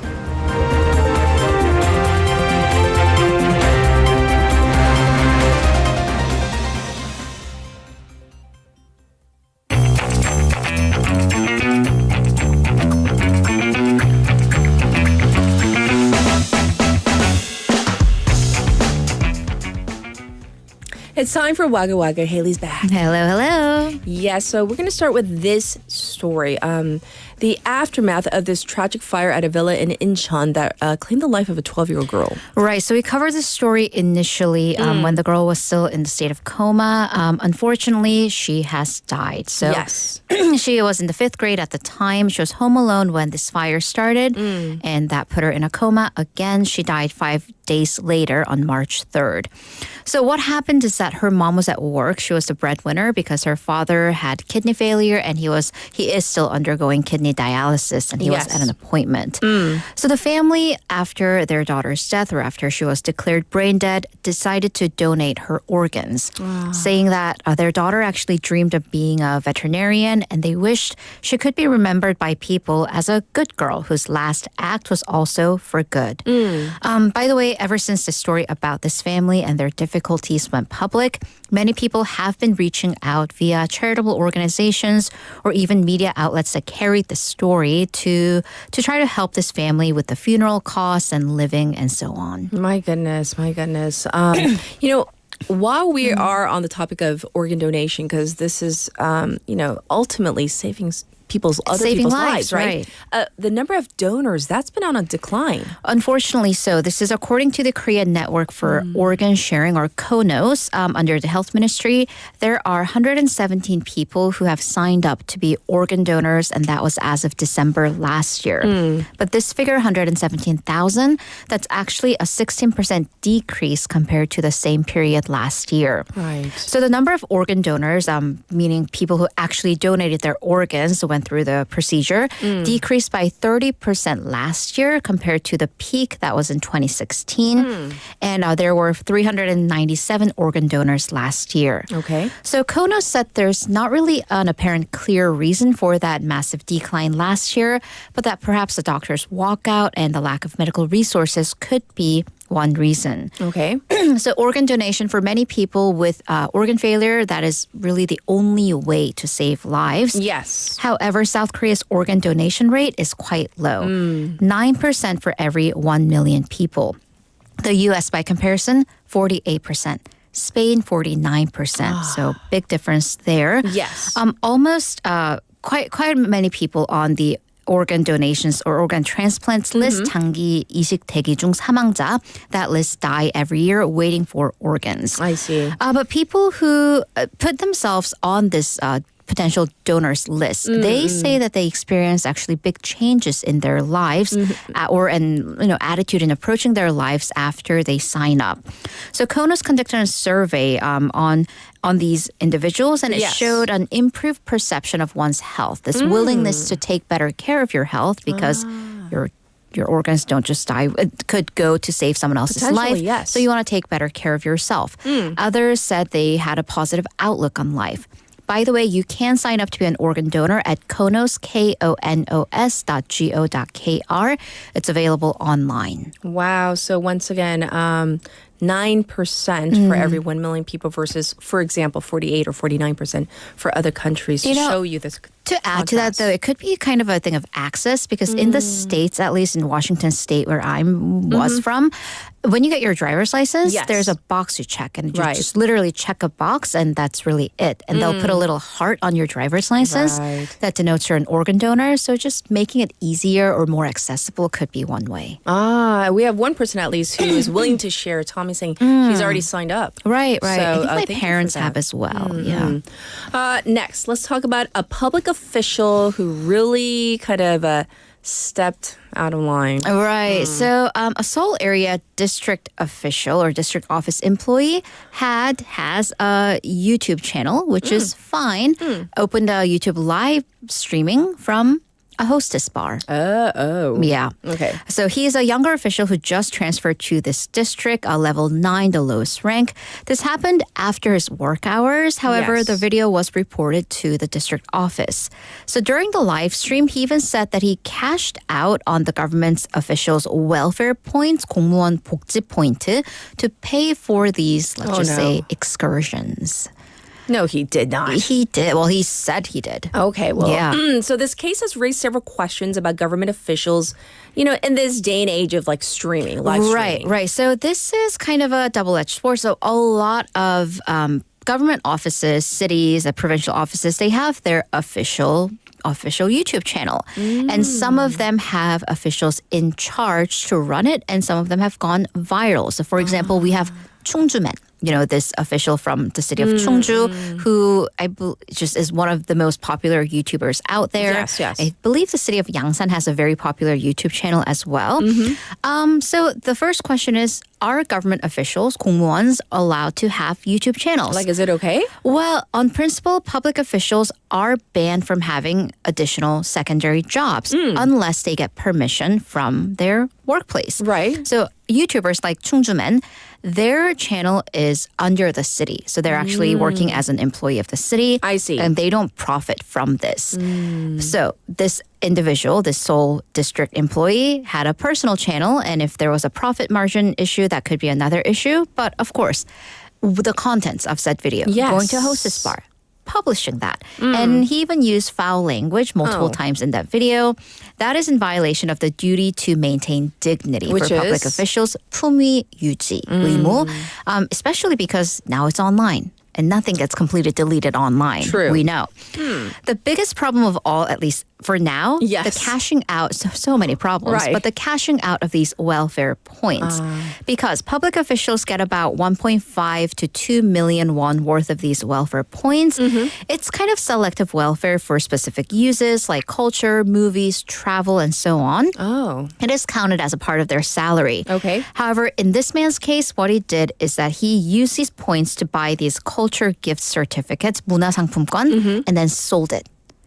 And thus got cash. So that cannot be okay. No, and then especially seeing as where that money went. So that could expose him to disciplinary action. So the district office said that it is baffled. They are baffled because, that's never happened before. Yes. Truly. So they are trying to come up with follow-up action to prevent this from happening. Writing, these rules into the system because you trust that people are going to act a certain way and then when you make the manual for any workplace, you don't really think okay, what if this person goes to this place and does thing. this? With manuals and rules and laws, we trust common sense, but we shouldn't. Yes. Yeah. All right. Next up, we covered the whole debacle over Ukrainian President Volodymyr Zelensky's lack of a suit at the White House. He was in his usual getup. This has angered Ukrainians who have started a social media campaign. Right. So Zelensky for the past 2-3 years has worn this military-style attire, including usually it's a sweatshirt, military-style sweatshirt. This was seen as disrespectful by some right-wing American politicians and journalists, including Donald Trump. Okay. So after this, the Ministry of Foreign Affairs of Ukraine shared a post on social media on Sunday local time with this message: Ukrainians have their suits. And this has kind of turned into a social media campaign. Right. So this post read, hundreds of thousands of Ukrainians changed their smart office attire for military uniforms to protect their families and homes. Yes. It also included photos of troops in full gear, including a double amputee with 2 prosthetic legs and a doctor in scrubs that's covered in blood, among others. It said for people, daily outfits have become a symbol of a lifelong or lifetime mission, sacrifice, and saving lives. Yes. But all of these are worn with ultimate dignity because there was this controversy about whether Zelensky was being disrespectful. Sure. Another post by a Ukrainian woman, and she says her partner was killed in the war. She posted on social media, "Will Russia stop killing Ukrainians if we all wear suits?" Yes. So that's those are the comments from Ukrainians who are kind of bothered by such comments from Donald Trump. All right. Some are taking it in the, once again, satirical, sarcastic direction about maybe U.S. Vice President J.D. Vance having not well-tailored suits. Right. Yes. Okay, so we're going to go to a final story for now. Sanitation workers. They dug through a massive landfill to help a woman who lost her money. So we need the details on this. Right. So we just talked about a public official who was, well, not living up to those standards. Yeah. But there are so many others who are there every day, 9 to 6, and then some, doing their job and going above and beyond. Yes. And I mean beyond. So Sejong City's Resource Recycling Department, aka their Waste Management Department, received this call last month. Urgent call from a woman in her 60s saying that she lost 26 million won, 2,600만 won, that she was saving for her son's surgery. So what happened is that she had this money in cash at home. She had mistakenly thought it was trash, threw it out into this automatic trash disposal and collection system. So she was calling for help. Yes. So this official in charge, Kang Hyun-gu, he remembered that the trash collected through this automatic system, it goes into the landfill. Called the landfill, got them to stop the dumping. Okay. So the woman arrived, she rushed to the site, but then what stood in front of her was a 24-ton container filled with not loose but tightly compacted trash that's gone through at least a part of the processing. So she was 24 ton. That's a lot of trash. Right. Not even 1 ton, but 24 tons. 24 tons of trash.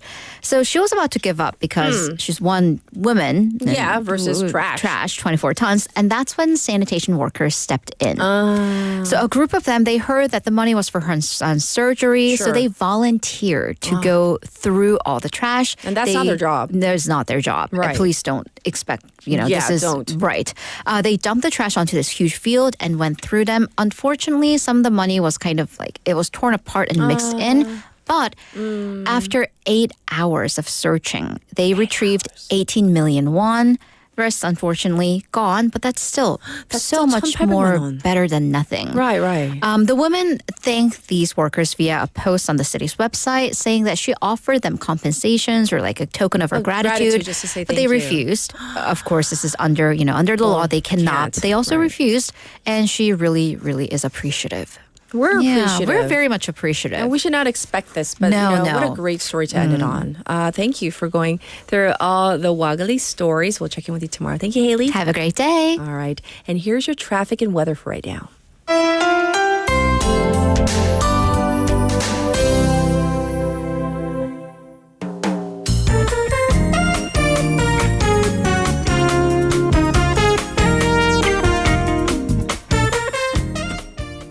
It is now 8:17. Here's your traffic report. There's some congestion on Mandok-daero from Minam intersection to Mandok intersection. Also slow on Byeonglo coming into the city right around the Wondong interchange. There's also some congestion on Jungangdaero from Songgong three-way intersection to Seomyeon intersection. And also traffic detected on Nakdongdaero from Gwaejong intersection to Hadan intersection. It's currently 4 degrees, cloudy skies, but it's going to go up to 10 degrees today here in Busan. Elsewhere in the country, light rain forecast for parts of Gangwon, Jeonnam, Gyeongnam, and Jeju. The daytime highs, depending on where you are, will go up to 6 or even all the way up to 11 degrees Celsius. So there is a big gap in the temperatures between the lows and highs once again. So dress accordingly. This was your traffic and weather.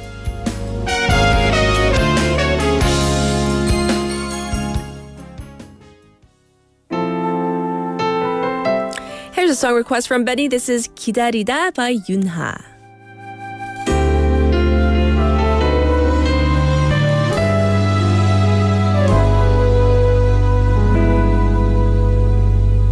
어쩌다 그댈 사랑하게 된 거죠. 어떻게 이렇게 아플 수 있죠. 한 번 누구도 이처럼 원한 적 없죠. 그립다고 1000번쯤 말해보면 닿을까요. 울어보고 뗐으면 그댄 내 맘 알까요. 그림 한 번쯤 미워해볼까요. 서운한 일들만 손꼽을까요. 이미 사랑은 너무 커져 있는데 그댄 내가 아니니 내 맘 같을 수 없겠죠. 그래요 내가 더 많이 좋아한 거죠. 아홉 번 내 마음 다쳐도 한 번 웃는 게 좋아. 그대 곁이면 행복한 나라서 싫은 표정 한 번조차도 편히 지은 적 없죠. 그대 말이면 뭐든 다 할 듯했었죠. 천년 같은 긴 기다림도 그댈 보는 게 좋아. 하루 한 달을 그렇게 1년을 오지 않을 그댈 알면서 또 하염없이 뒤척이며 기다리다 잠들죠.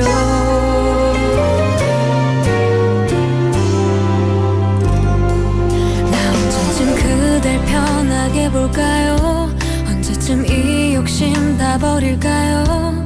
그대 모든 게 알고 싶은 나인데 언제부터 내 안에 숨은 듯이 살았나요. 꺼낼 수조차 없는 깊은 가시가 되어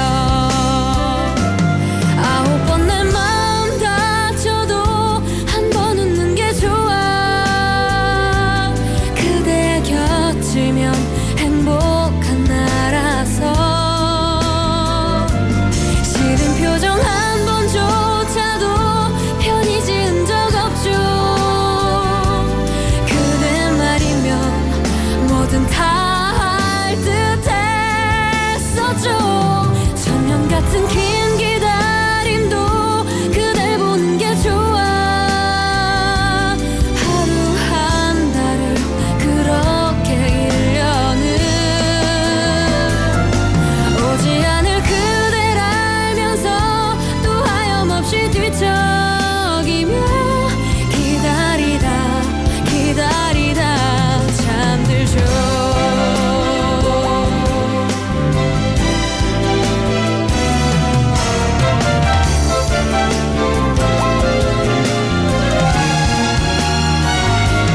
그댈 위해 아끼고 싶어. 누구도 줄 수 없죠. 나는 그대만 그대가 아니면 혼자인 게 더 편한 나라. 또 어제처럼 이곳에서 기다리는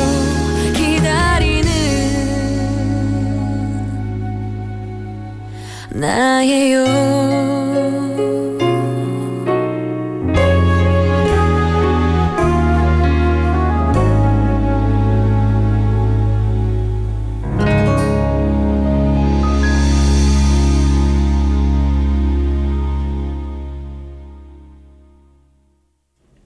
Such a good song pick from Benny. So let's get to your text topic one last time. What was the most memorable piece of advice or help that you have received? 조언이나 도움 중 가장 기억에 남는 것 이야기를 나눠보고 있습니다. And for some of your responses, I see lots of like funny ones, like, oh, don't get married and stuff like that. But how about this one? Good intentions matter, but your actions will define you. So what does that mean? Everybody says, oh, but your intention was good. Yes, your intentions may be good in the right place. However, ultimately, you do have to be careful because even though your intentions are good, the way you behave, your actions, actually, that will resonate and last longer than your intentions. And oftentimes, your intentions aren't relayed well to other people, right? Meaning, people don't know what's going on in your head or in your heart. They judge you by your actions or what you say. So sometimes people say like, oh, I'm just saying this for your own good, and then they give you some unsolicited advice that you didn't really ask for, and it comes off really like harsh sometimes, or like, why are you telling me this at this moment in life? So anyhow, things like that we might want to keep on top of. So while you think about more of that, let's get to our special interview because I want to hear about these mice. I'll be back in just a moment.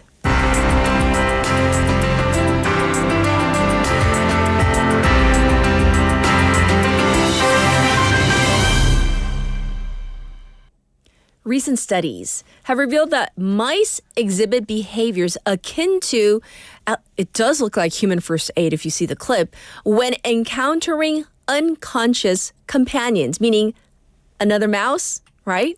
These actions include things like pawing, licking, or clearing airways by pulling aside the this mouse that has been passed out, their tongue, or removing like obstructions in its mouth. And such behaviors appear to be instinctual as mice had no prior experience with another unconscious mouse. So this discovery suggests that the impulse to assist others in distress may be more widespread among social animals than previously thought. So is this true? Let's find out. We have invited to the airwaves Dr. Huizong Wittao, professor of physiology and neuroscience at the University of Southern California. Hi, thanks for joining us. Hi, hello, good morning. Yes. So if you could tell us about this whole setup, elaborate on the kind of very specific first aid behaviors, at least in our eyes, it looks like that's what the mouse is doing. Observed in mice when they encounter unconscious peers, meaning another mouse that looks to be like passed out. Sure. So thank you for having me here. First of all, I want to state that this research was a collaborative study between Dr. Li Zhang and my groups. Yes. Dr. Zhang is also a professor of physiology and neuroscience at USC, University of Southern California. Mm-hmm. And our labs are in the same building, so it's very convenient to collaborate. Yes. So today, I also represent his views. Okay, so this research started about 4 years ago after some accidental observations. So after animal surgery, and when we put back an anesthetized mouse into its home cage with some active cage mates, we found that the active cage mates interacted intensively with the anesthetized partner. And after some time, we found that the tongue of the anesthetized mouse stick out of the mouth. And the protrusion of the tongue was very, very unusual and caught our attention. And we immediately wondered whether it could be caused by some new forms of social interaction. So we set up high-speed, high-resolution cameras and were able to capture the detailed behavior of active mice toward their anesthetized peer. Yes. To summarize these behaviors, when a subject mouse encounters a familiar partner in an unconscious state, yes, it will approach and start with gentle actions such as sniffing and grooming, and with continued unconsciousness of the partner. And the behaviors of the subject mouse escalate to more forceful actions, such as eye licking, mouth opening with paws, mouth biting, tongue biting, and eventually pulling the tongue of the partner out of the mouth. Yes. So if we artificially placed a paraffin ball in the mouth of the anesthetized partner, in the majority of cases, this foreign object could be removed from the mouth of the partner after the subject's actions. Yes, indeed. Yeah, so these behaviors have great similarities with human emergency responses. The mouth biting and tongue biting induce pain, which helps to arouse the unconscious individual. I see. And the tongue protrusion results in an enlargement of the airway. Together with the foreign object removal, the subject's actions actually help to clear and maintain the opening of the airway. And I have to say, for our listeners out there, our viewers who might have seen, we put up a little video as you were speaking, Professor, so they get a better understanding of one particular mouse. It looks like they're, biting on the unconscious mouse, and like it's very similar to like what we would do for resuscitation when we're trying to revive a person, right? Yes, that's true, right? So if we encounter an unconscious individual, so maybe the first impulse is to try to arouse the individual by maybe, slapping the face, Yes. So in Eastern traditional medicine, pinching of this point is so-called 人中 point, below the nose. Above the mouth, but below the nose. You're pinching out. 阴茎, yes. Yeah, 人中, yeah. This point also helps to arouse the unconscious individual. Ooh, okay. Yeah, so the similarity here between humans and mice is that we both use intense sensory stimulation to arouse. Do you think the mice understand what they're doing, or is this just instinctual, like it's just in them? Yeah. So all the animals we tested were young adults without any prior behavioral training. Okay. And they didn't have any prior experience with, unconscious states of their cage mates. So it looks like this reviving-like behavior is an innate behavior, not a learned behavior. Wow, that's pretty amazing. Innate behavior, meaning they're just born with it.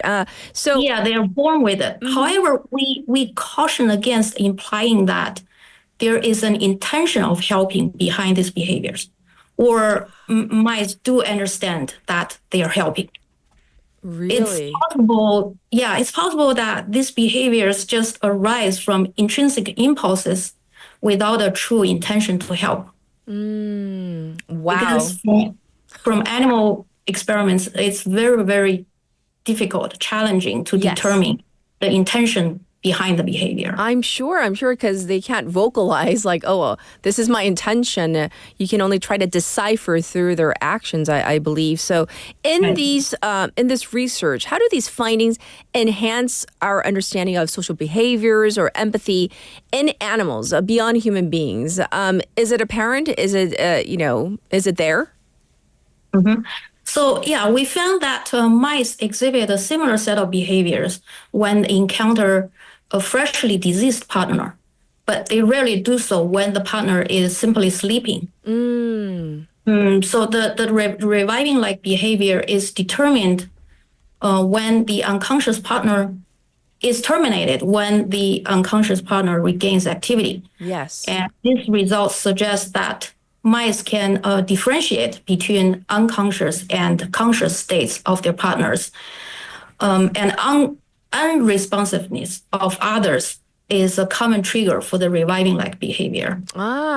Professor, earlier you said, I think you mentioned that in your research, this is apparent, this type of behavior for mice who are familiar, I guess, with the other mice. So does that mean that there's a difference of the responses in mice when aiding familiar versus unfamiliar companions?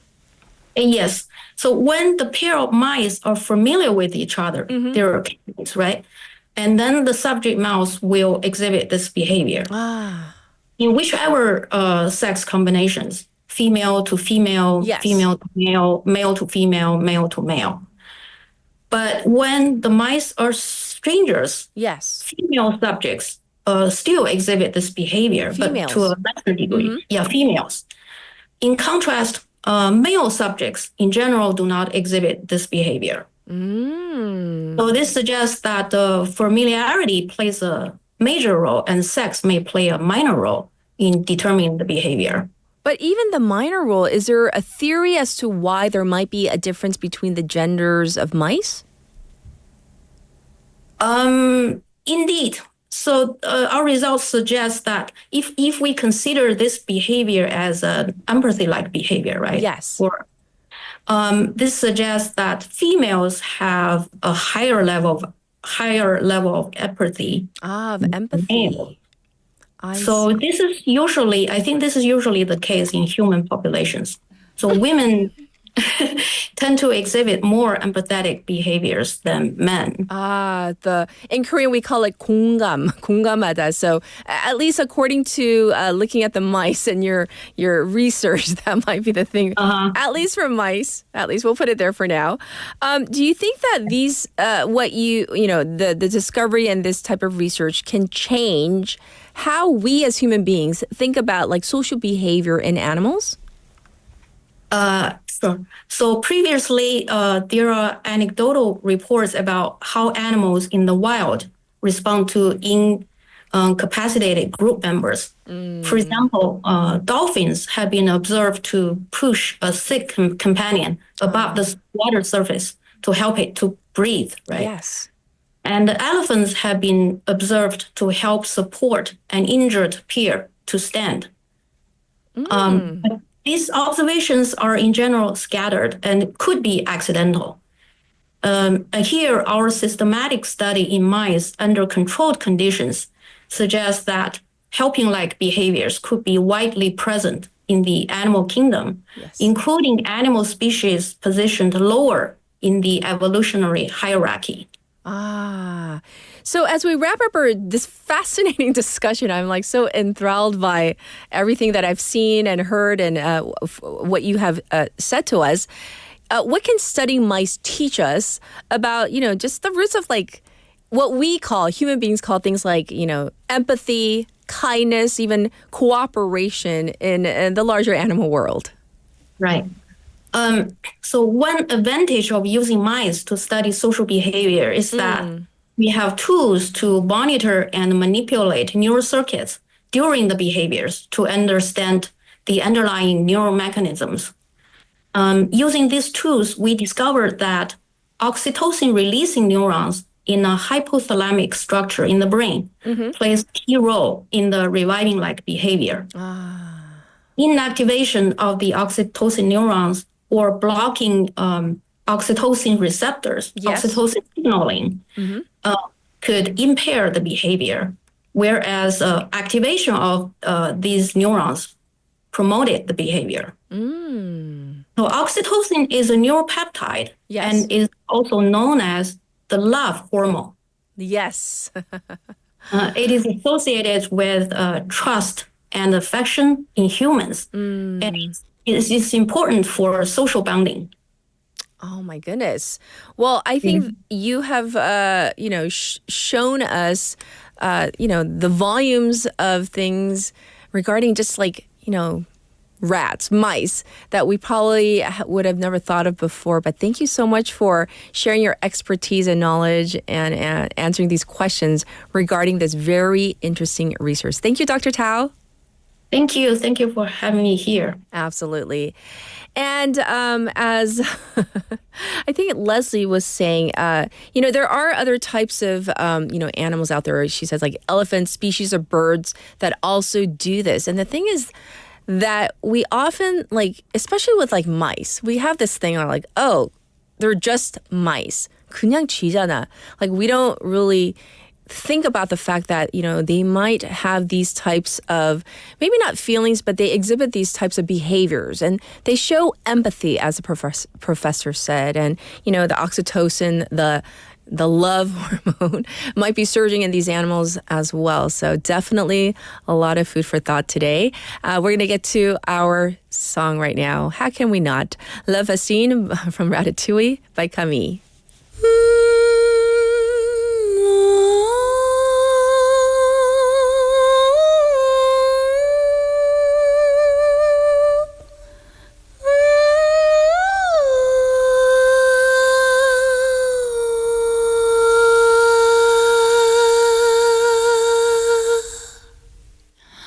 Les rêves des amoureux sont comme le bon vin. Ils donnent de la joie ou bien du chagrin. Affaibli par la faim, je suis malheureux.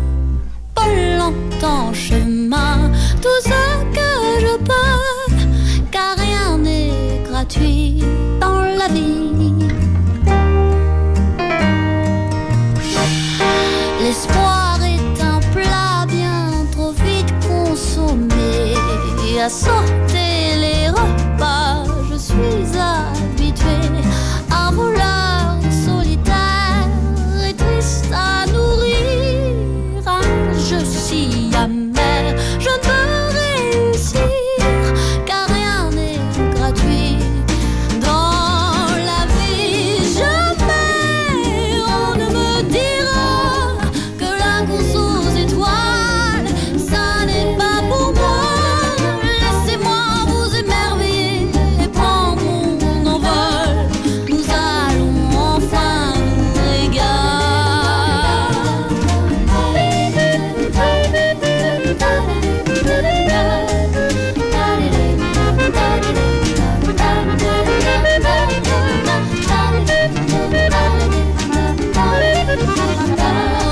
La fête va enfin commencer.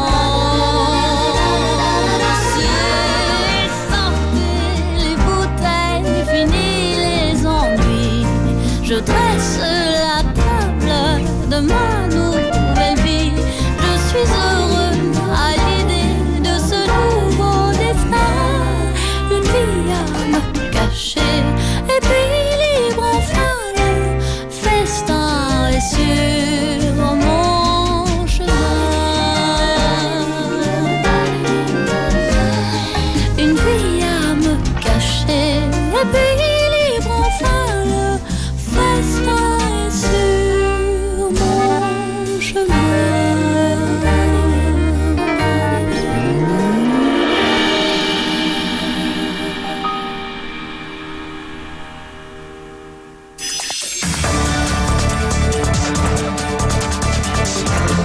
Get your local up-to-date news from Korea and abroad right here on Morning Wave in Busan with Catherine. Stay tuned.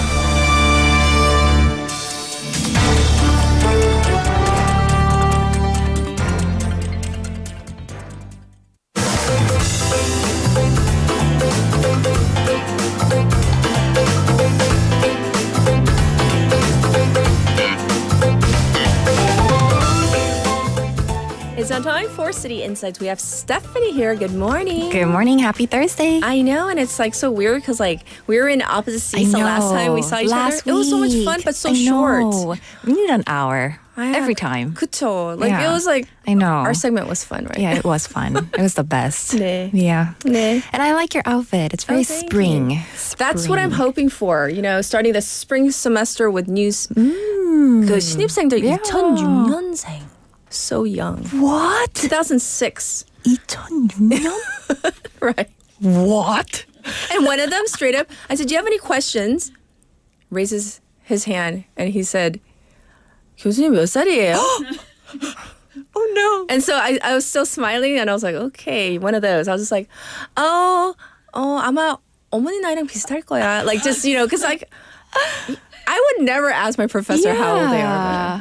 And how rude. And another question from a female student raising her hand. So I thought it was about the class. Yes, speak up. And she's like, 혹시 외국 남자랑 사귀었으면 설 좀 풀어주세요. Like, and I was just like, very personal question. I know. I was just like, don't you want to know about the class? Yeah. Well, they're interested in you. That's a good thing, right? I guess, but it was a little too personal. Oh my I was just goodness. like, do I know Age? you? Yes. Wait, is that Age normal? and like, or is that the first time you got that no, question? it's happened, but yesterday was like on day one. Like, wow. Yes. I get the question of like, are you married? Do you have kids? Oh yeah, that all was the time. all the time. All the time. Yeah. They want to know. They want to And I know the keep it a details. secret. And I'm just like, well, let's get to know each other first. Yeah, we just met. Names, favorite colors first, Exactly. maybe. Yes. All right, so what are we diving into for City Insights? Right, so today we're diving into the indie music scene in Busan. But before we get into it, of course, Catherine, what kind of music do you like? I like all kinds.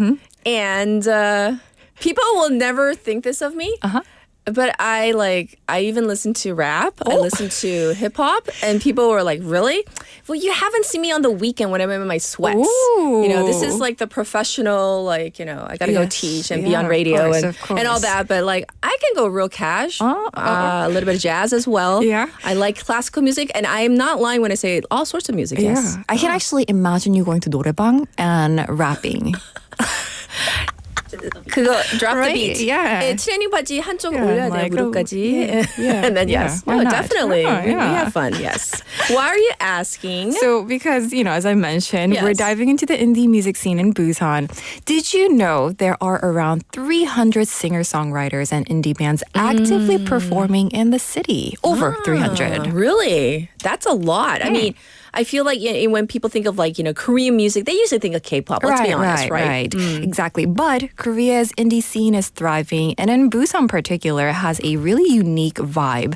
It's not just Seoul, right? Busan had its own growing indie music culture with a mix of surf rock, folk, alternative, and even some punk influences. So it's very cool. Yes. Well, it does sound cool. Do you have a favorite Busan indie band? Ooh, okay. Well, I've been researching into it, and it's a tough one, but I'm gonna have to say I really like Say Sumi. You probably know. Yeah, they've been around for a while. Can we listen to their music? So Tender by Say Sumi.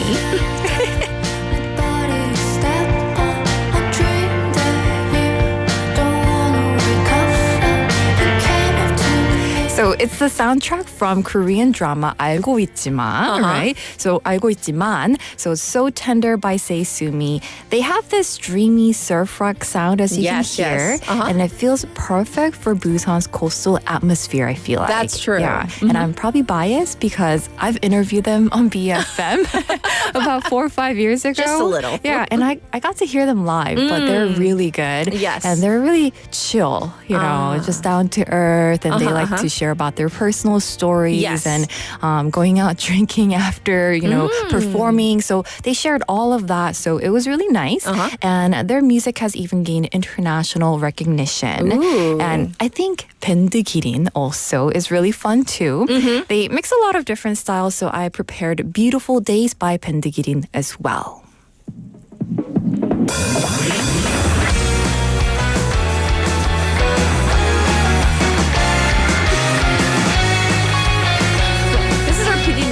Yeah, she's like drumming over there. Yeah. Do you recognize this song? Where's this from? I don't know, but I've heard it a lot. I think we played it here or somewhere in BFM. No. This one sounds familiar, actually. Yeah? Is it soundtrack? No, I looked it up. I don't know. Yeah. But I like Where it. have I heard it? Yeah, I love it. So they're known for blending elements of indie rock, jazz, and even psychedelic influences. I hear their live performances are very engaging. They have a lot of high energy interaction with the audience. Sure. And we talked about 밴드 기린 because they performed at Busan International Rock Festival last year. And they've built a strong local following and are becoming one of Busan's must-see acts as well. Sure. Now, I asked Mr. Kim Jong-gun, the director director of the Millak Indie Training Center, about the achievement of some of Busan's indie bands. So let's take a listen. 매년 홍콩에서 개최되는 아시아 퍼시픽 밴드 컴피티션이라고 해서 2023년에 밴드 기린이 대상을 수상했고, 그다음에 작년에는 버닝소다라는 밴드가 제우스상과 제우스 보컬상을 수상했습니다. 네. 한국 대중음악상이라고 하는 K-팝 아티스트부터 인디밴드까지 다 참석한 시상식이 있습니다. 입주단체인 소음발광이라는 밴드가 2관왕을 수상했었습니다. 했었는데 올해 발표된 시상식에서 네.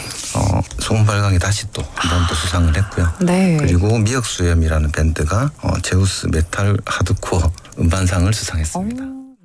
Right. So he said at the Asia Pacific Band Competition held annually in Hong Kong, Bendigirin won the grand prize in 2023. Yes. And last year, Burning Soda took home both the Best Performance Award and Best Vocal Award as well. I love the names. I know. Burning Soda, Bendigirin. There's a couple more. In Korea, there are very few awards dedicated to indie bands. Sure. However, at the Korean Music Award, 소음 발광 won 2 awards in 2019 and again took home the Best Rock Album Award this year. Yes. Also, 미역수염 won the Best Metal and Hardcore Album Award, and they're all from Busan. Wow. Yeah. Love it. I love the names. 세수미, 밴드기린. 미역수염. So good. I'm going to have to look up their pictures. Maybe they do have they really have looking beard. That'd be so funny if they did. But indie musicians, they don't always get like the same accolades. They don't have access to resources as kind of like the big label artists, right? So we should try to appreciate them and support them a little bit more, right? Exactly. And we have a lot of musicians from BFM as well. So I think a lot of us are very interested. So we should attend their shows and festivals. There is one Busan Indie Music Festival that I do want to share about. Sure. It's not happening until summer, but last year it was held in August. It's called Millak Pesta. And that is rock is in like rock on festa, and many indie bands from Busan performed like 밴드기린, 소음발광, and 달담 as well. So if you hear about it in summer this year, make sure to check it out and support the bands. Sure. And as Catherine mentioned, indie music brings fresh personal touch to the industry. Absolutely. And supporting it means helping, keep that creativity alive. So I believe we're going to hear a little bit of this band that you already mentioned, right? 밴드기린. 네, 그래서 한번 들어봐도 돼요, 피디님? 아니면 shall we listen to it? 끝에서요. Oh, at the end. Okay. 우리 더 이상 얘기가 없는데 끝났는데요. 어쩔까요? Bye. 네. Okay. She wants us to talk more. Okay. Yeah, why not? So, then I do want to ask. Yes. Do you perform? Do you play any instruments? I took guitar lessons. Oh. I used to play the violin. Yeah. I play the flute and the piano. Oh. So when you're a kid? For piano and flute up until high school. Oh, okay. What about for you? Do you play instruments? So I play many, but I'm not good at any. Are you trying to rhyme? Are you trying to rap?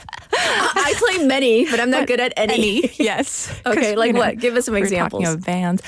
So I play drums, but I'm not very good at it. I thought it was lessons too. Yeah. I just saw someone, like a female drummer, and I was like, so 멋있어. So I was like, Oma, I want to learn drums. How long did you learn? For like a year, and I was terrible. I couldn't keep the beat. And then, but that's the most. I know. 박자 맞추는 게 제일. I know, and I even had the metronome, and I was not very good at it. Oh, really? And then one time I saw a female bass player. Oh, and I was 진짜 like, and she was in a suit. And I was like, oh my gosh. And her red bass guitar. I was like, Oma, I want to learn bass. Your poor mother. No. And I was so bad at it. 얘기하면 다 해줘야 되나요, I know. She was like, oh yeah, you should. And I played it. But bass, you need to keep the rhythm. The rhythm. I couldn't. So. What do you, 피디님, how do you say 박자 못 지키는 사람? 박치. 박치. 박치. I know. I was like, are 박치? And I was like, I can't do it. And it was very heavy. Really heavy. So I couldn't do it. So I moved on to guitar. Oh, okay. Just regular guitar. Regular guitar, acoustic guitar. I still play it a little bit when I feel down, but I'm not very good at it. I play piano because everyone learns Everybody piano. learns piano. That's like a staple if you're like 7 or 8. Yeah. And I started when I was 4. Yeah. One of those moms. You're one of those. I was one of those. Yeah. And I played violin and flute as well. I was not good at it. I was going to say, you're so musical. I know, I am musical, but I not play many, musically. I'm going to remember that all day long. And I tried those, what do you call it? You know, those. What are you doing? Playing games? You know, the little thing. Ding, ding, ding, ding. 지금 스테파니 뭐 하는 거예요? 띵띵띵띵이 뭐예요? 게임 아니에요. 게임 뿅뿅뿅? You know, like the ding, ding. You know, at the beach, you like ding, ding. 아무도 모르나요? 전혀 모르겠는데. What are those called? I'm gonna look it up. Okay. And next week I'll tell you. Yes. No, you know the ding, ding, ding, dings, and you tune it by hammering it down. I learned how to tune it. Oh, what is it called? Ding, ding, ding. I know what you're talking about. Right. Ding, ding, ding. Okay. 그만하세요. She said 알겠어요. 그만하자. Bye, guys. Right. Bye. Well, thank I'll see you next week. for sharing I'm getting kicked out. so much of your musical abilities, Yes. non-abilities with our listeners. I'll see you next week. Yes, next week we will definitely make it a date. So thank you. Bye. Bye. Bye. All right, here is Beautiful Days by 밴드 기린. Enjoy. Have a fantastic day. Bye, everybody.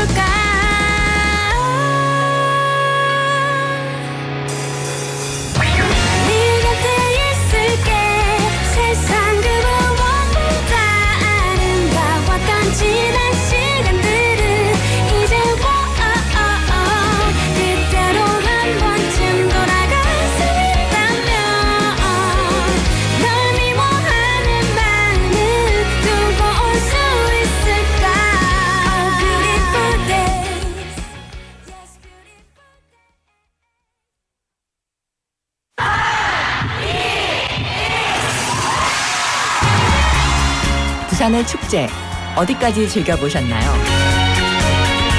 과거와 현재, 미래가 공존하는 항구도시 부산. 이곳 부산은 계절을 물들이는 다양한 축제로 늘 풍성합니다. 봄의 시작을 알리는 봄꽃 축제부터 부산의 여름을 만끽하는 바다 축제, 전 세계 영화인들이 모이는 부산국제영화제와 새로운 시작의 해맞이 축제까지. 부산의 축제는 우리의 열정을 가득 담고 있습니다. 바쁜 일상은 잠시 뒤로 하고 특별한 시간을 선물 받는 바로 이곳 부산에서 우리의 삶은 축제가 됩니다. 축제로 하나 되는 부산. 여러분은 어떤 축제를 기다리시나요? 이 캠페인은 대선공익재단과 BFM 부산영어방송이 함께합니다.